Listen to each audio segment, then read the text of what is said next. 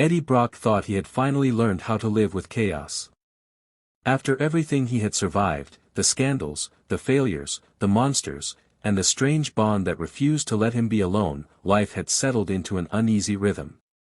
He worked freelance again, chasing stories no one else wanted.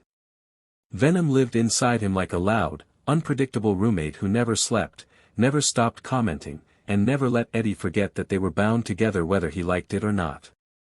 They had rules now. Venom could only come out when absolutely necessary. No eating innocent people.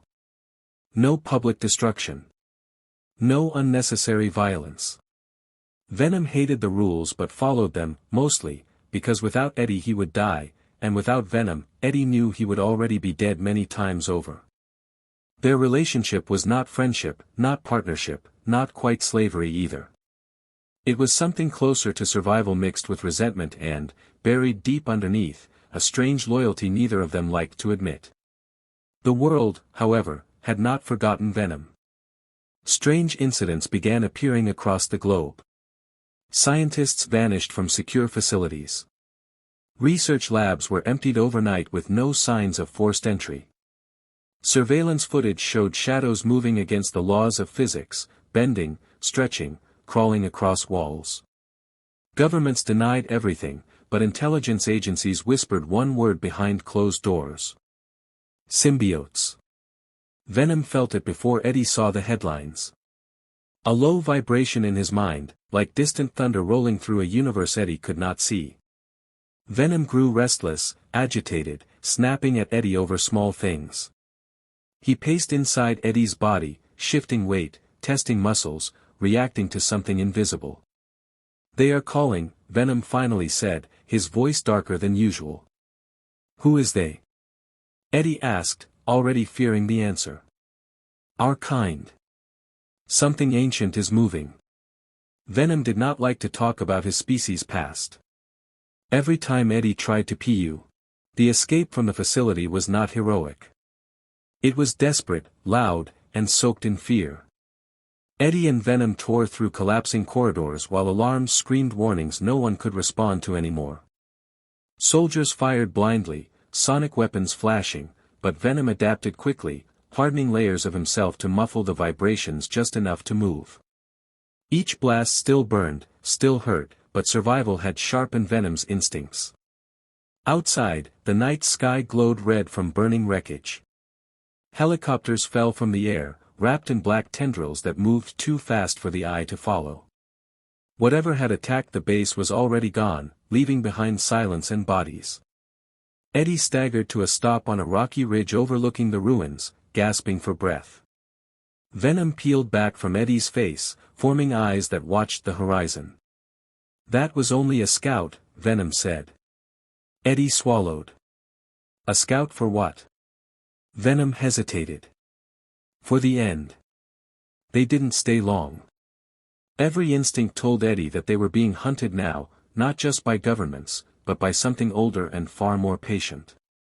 They moved constantly, changing vehicles, crossing borders, staying off networks. Eddie used old journalist contacts, people who owed him favors or believed in his instincts.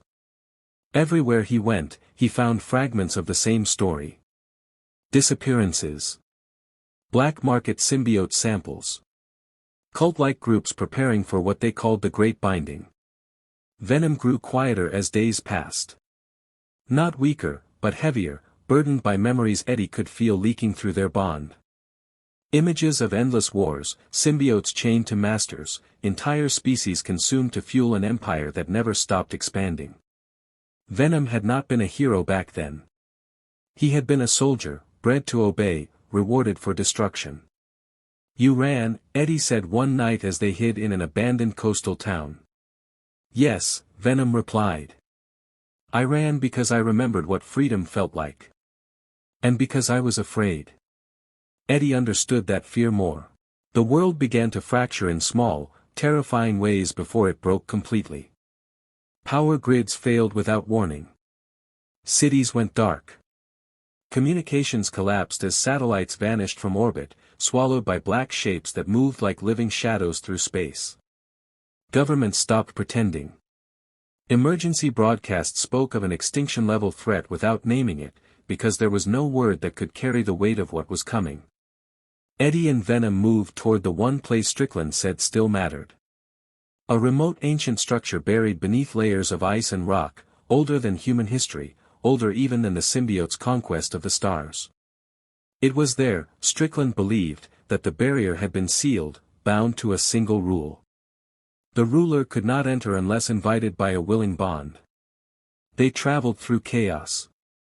Refugees filled highways. Skies burned at night as meteors fell that were not meteors at all. Symbiotes emerged openly, some protecting their hosts, others turning violent, answering the call they could no longer resist. Eddie saw heroes fall and monsters rise, and the line between them disappear. Venom grew quieter with each mile. Not weaker, but focused, like a warrior approaching a final battlefield. Eddie felt Venom pulling inward, conserving strength, reshaping himself into something harder, darker, more lethal. "You're preparing to die," Eddie said. "Yes," Venom answered without hesitation. Eddie felt a flash of anger. "You don't get to decide that alone." Venom paused. "Then decide with me." They reached the structure at dawn. It rose from the frozen ground like a wound in the world, black stone etched with symbols that hurt to look at. Strickland and his unit were already there, along with Dr. Voss and what remained of her initiative. Their plan was simple and impossible.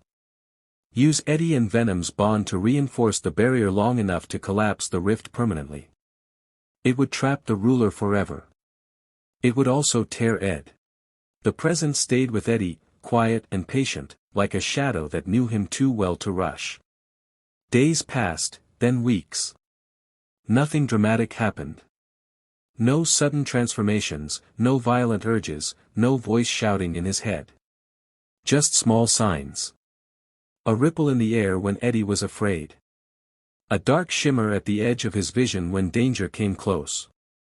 Whatever remained of Venom was damaged, fragmented, but alive. Eddie did not tell anyone. Not Strickland. Not Voss. This was not something to be studied or controlled. It was something to be protected. Life tried to return to normal, though normal no longer meant safe. The world knew now that it was not alone in the universe. Governments reorganized. Religions fractured and evolved. People argued endlessly about whether humanity had won or merely survived a postponement. Eddie stayed out of the noise. He traveled, writing stories about resilience instead of destruction, about ordinary people choosing to stand when running would have been easier. One night, while crossing a desert highway, Eddie's car broke down. The silence around him felt wrong, heavy in a way he had learned to recognize. Headlights appeared in the distance, approaching too slowly. When the vehicle stopped, figures stepped out, their movements stiff, unnatural.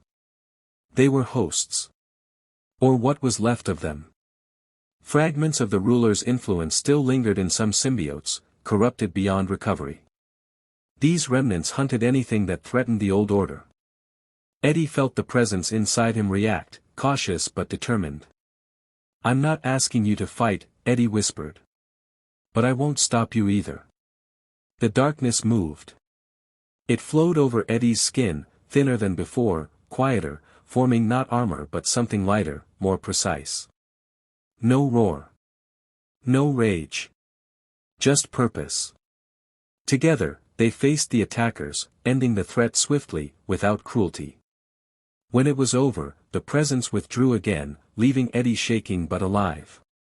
That night, Eddie understood the